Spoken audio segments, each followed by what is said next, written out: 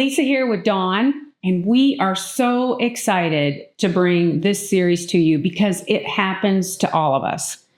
The disruption you did not plan for, right? You know, the unexpected things in life can honestly be the most telling. And it can be anything from personal, work-related, political unrest. There are so many reasons that life gets turned upside down. So Dawn, can you elaborate on a circumstance wherein that's happened to you? And let's talk about how, I'll share as well, how you made it through it. I was just going to say, I've never had a disruption. Oh, really? No, never. Oh, you're so perfect. It has. It's been perfect. No bumps, no problems, nothing whatsoever. Yeah, no, I was actually trying to think about something recent. I just think kind of transforming and keeping an open mind about changes that you have in your environment, work environment, home environment. I mean, right now, we have really made some changes at the office. We've decided to go fully remote. So it's not a complete difference for us because we're a national practice and we have lawyers all over the country and workers all over the country. But we had a full floor and we decided to downsize and really have everybody working from home, and I'm working from home for the first time. And so how has that changed for you? How's that changed your life? Well, so I was really nervous about it because during COVID, I went a little bit crazy. It was just, I was going a million miles an hour, traveling so much, going so many places, just constantly every week, that constant movement. And I have a really hard time with stillness, just being at peace, being calm. When it's really calm and quiet, I just feel like something is wrong. You know, it just feels wrong. So in this particular instance, I've really tried to keep an open mind about it and how I'm going to do it. And it's been great. So instead of avoiding it, you're adapting. I am. Right? Embracing it. Adapting. Exactly. Trying to just kind of stay open to it. And I think that's the difference in me now compared to how I was before. I got so worried and worked up about external factors, about how something should look, about how something should be, about what other people were going to think. And now my consideration is different. It is, how are we going to make this the best we can? What is going to be the best for the clients? What is going to be the best for our coworkers? How can we make this firm better with an open mind, as opposed to it has to be a certain way? Right. And just embracing that as opposed to being so focused on it has to be one way. That's new and that's different. And I'm excited about that. I wish I would have started doing that a lot earlier. Right. Well, the same but different is that we have in common is that, you know, my hobby is working. We've talked about that before on the podcast. So I was like, I don't have a hobby. Well, my husband and I, we have a hobby. It's eating out. We love to eat out. But as far as personally, I was like, all I do is work. And so a change in my life occurred because my daughter and my granddaughter moved here because she's going to cosmetology school. So now every evening, Monday through Thursday, we have Giselle, my granddaughter. And the adaptation to go from basically working all the time into the evenings to, I need to cut it off. I need to find that peace because that was the initial challenge. Like you talked about, like when things get quiet, it's really hard. Yeah. Makes you think something's wrong. Yes. It makes you think you're not doing enough. If you don't have people reaching out and needing things, I mean, that's an A-type personality characteristic. So it's been a process because it's been since May, since we've been doing this. So we are a few months into this process. And initially I had the guilt. Like I feel guilty. I'm not working enough. I'm not doing enough. I'm not reaching out enough. And so I had to just take a step back and go, okay, you know, this is a once in a lifetime opportunity. This is such a short season. Anybody who has children knows how quickly that passes. And then all this blessing with the grandbaby that we get to spend Monday through Thursday from like 5 to 10 p.m. I had to check myself and say, you know what? I can get what I need done by 4 o'clock, Yes. Just get up, knock it out, make it happen. And just learning to let go and embrace the time together. Mm-hmm. Like it totally was a disruption initially though. And then too, just Steve and I are empty nesters. So it was like, okay, we're not empty anymore. Yeah.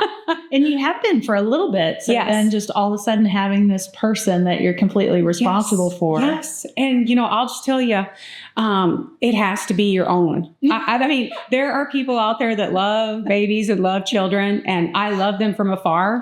But as far as when they're your own grandchildren or your own children, it's a whole other level. Mm-hmm. So really, and actually, Steve and I were talking about it last night because we were running around with Giselle and running some errands, and he said, he was just like, I think we could do this again. And I'm like, yeah, well, we'd have a much different program. Like if for some reason, God forbid that would happen, that we would have to take on a grandchild. Yeah. But, we both said like we could do it again, but, it would be a lot of support. There would be systems in place. We do it very differently than the first time around.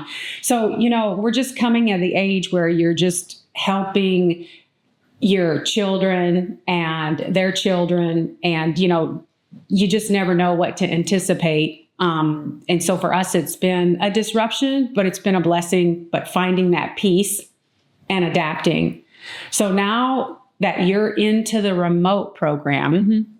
like what are you doing with your extra time? Because I have to say, the not commuting has to be huge. It is great. It is great. Well, I'm working out. Wow. Yay, that makes me so happy. No, I'm really excited. I feel a lot better. I think that that has made a huge impact on me, as having that extra time in the morning. And just, I could have done it before. I could have worked out like at 5:15 and still gotten to work when I wanted to get to work. But having that extra time and knowing that I can just kind of come home and have a cup of coffee and just relax a little bit before I start my day, that's really changed for me a lot. And I think, I was talking to my daughter the other day, and she was going from swim practice to class, and she was driving, and she was crazy on the phone. She was absolutely crazy. Oh my gosh, what did she remind me of? She was just like, I'm sorry, Mom. She was just like, I'm kind of crazy right now. And I was just thinking, I was trying to think, is there a way I can talk to her so that she'll understand that adapting and having a little bit more peace now, taking a moment to have that peace, as opposed to it just getting to a point later on in life to where it comes a little bit more naturally, or you allow it. I just wish somebody would have told me, like, just take a little bit of time, as opposed to just running from one thing to another, because that space in between allows you to just really kind of think deeper, solve problems better. It's just that extra moment of just gray space, right, that allows you to, I think it helps kind of get to the next level. Yeah, I agree. It gives you the opportunity just to review the scenario as a whole and think about it. But if you stay in a place of chaos, your mind is just racing. Yeah. Just racing all the time. Yeah. But I think with you, you're always going like a million miles an hour. How is it with Giselle? I'm sure you're out walking with her, or it is, momming is hard work. Y'all know that, right? When you think back when they were little, your kids were little, and you're like, oh, this is so much work. And then you get to the point where they don't listen to you. So honestly, we had the better deal when they were little because we had control. Yeah. All right. So then they grow up and you no longer have control. You realize they're their own people. I'm like, oh my gosh, Mallory is not me. She is her own person. And so especially once you have the grandbaby, like that all comes to fruition in a much different way, where you just see them and how good they're doing. And then everything turns on its end when it's like, okay, yeah, we'll take in the grandbaby. So initially it really was exhausting. Yeah. because just the level of energy that you have to step up. But it also makes you feel good. I have way more patience for Giselle than I did my kids. Right. I mean, it's just like, she can do whatever. And I'm just like, all right, we're going to move on to this next thing, this next thing, this next thing. And same with Steve as well. So, I think as much as it took energy initially, it has actually given us more energy. Yeah. So how do we translate that into, taking on disruption and, trying to figure out, 2 or 3 things that you can really think about when you are faced with a storm or some type of problem that's a big problem that's altering your life.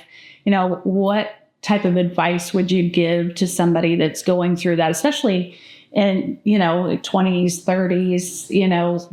What can we help with? Well, I think you can really only control your own attitude and effort. And that was the part that was getting the best of me initially.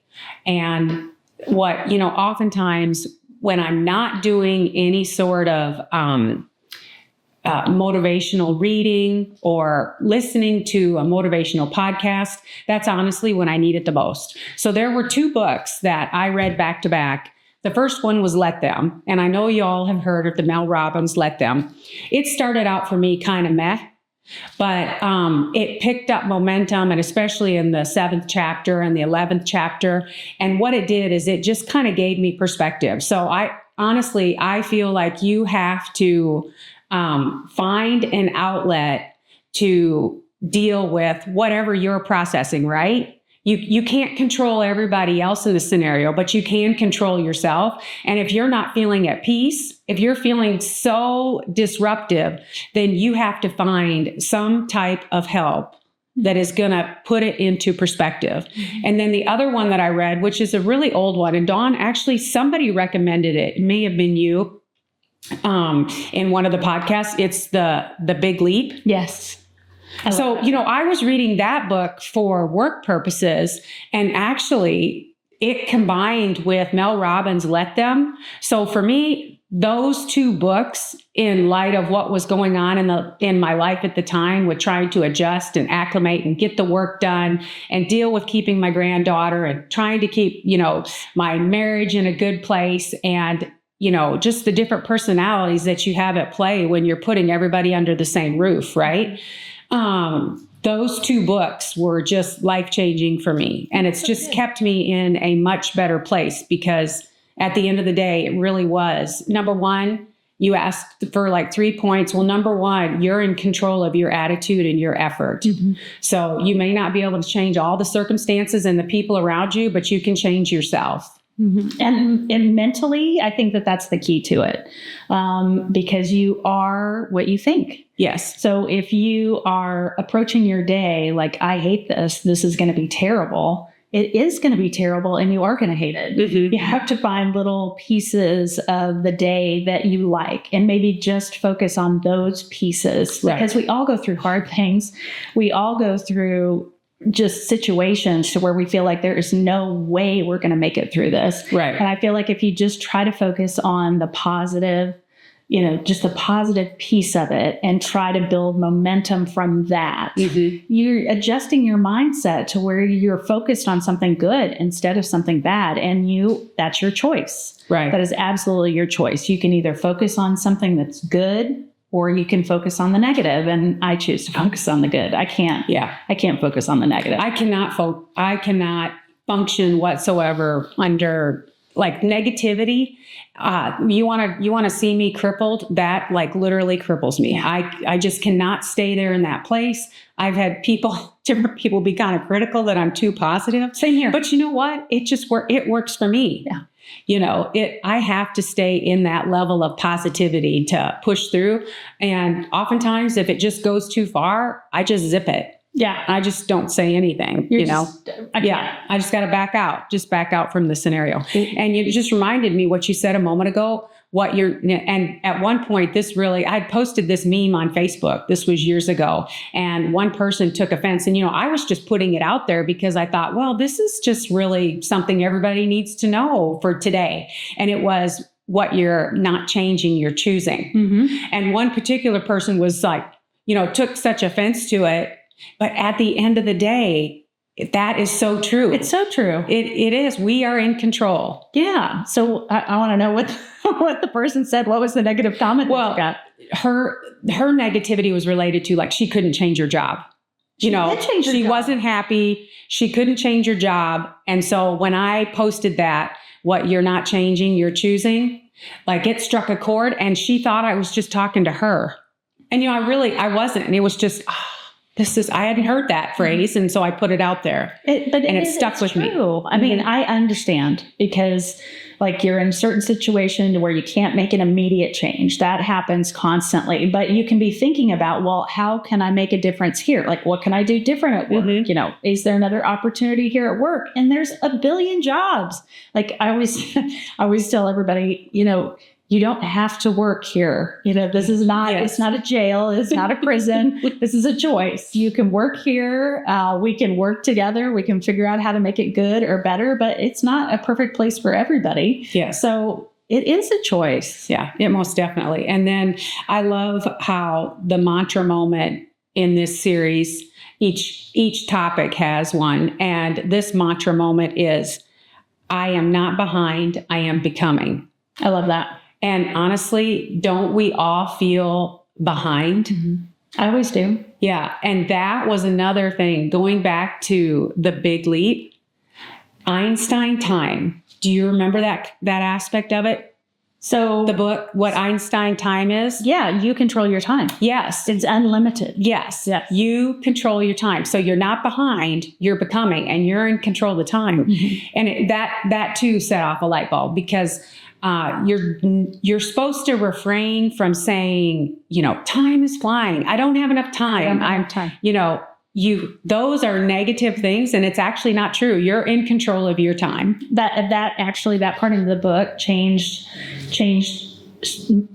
me. Like, it was a core change for me, because I was always running around. I don't have enough time for that. I don't have enough time. This, that. And then but you choose how you spend your time. You make a decision, like, I'm going to take a moment and I'm going to call my daughter. I am going to take a moment and, write this paper. You are in control of your time. Yes. And once you have that shift in your mental process, it is Einstein time, because time is unlimited. And it gives you, that was the one component that he said, it gives you back time. Like, you actually have excess time. So I'm not behind, I'm becoming. Yeah. And we're in control of the time. That's right. So when disruption is turning your world upside down, number one, you've got to change your mindset. You're in control of everything you're doing with your attitude and your effort regarding that. And let go of the other things, because you cannot control what other people are thinking. You cannot control what they're thinking, what they're doing, how they're going to react. You can only control what you can control. I think that is such an important thing to learn as early as possible, because we get so worked up about how other people relate to this or what they're going to think about this. And you have no control over what they're going to think or what they're going to do. You have to make a decision based on what you think is the best course of action in that moment. And then honestly, I feel like you have to be honest with yourself and review it and determine, is this really serving me? Yeah. So if you're bogged down in your social media due to political unrest or something that's going on, like, is that serving you? Is that creating the best version of you, or is it just taking you to a darker place? Is it taking your energy, or is it giving you energy? Right. Yeah. 100%. So all really, really good reminders. Yeah. Well, it's been a wonderful time connecting again today, and Dawn and I cannot wait to talk more. We'll see you next time. Bye.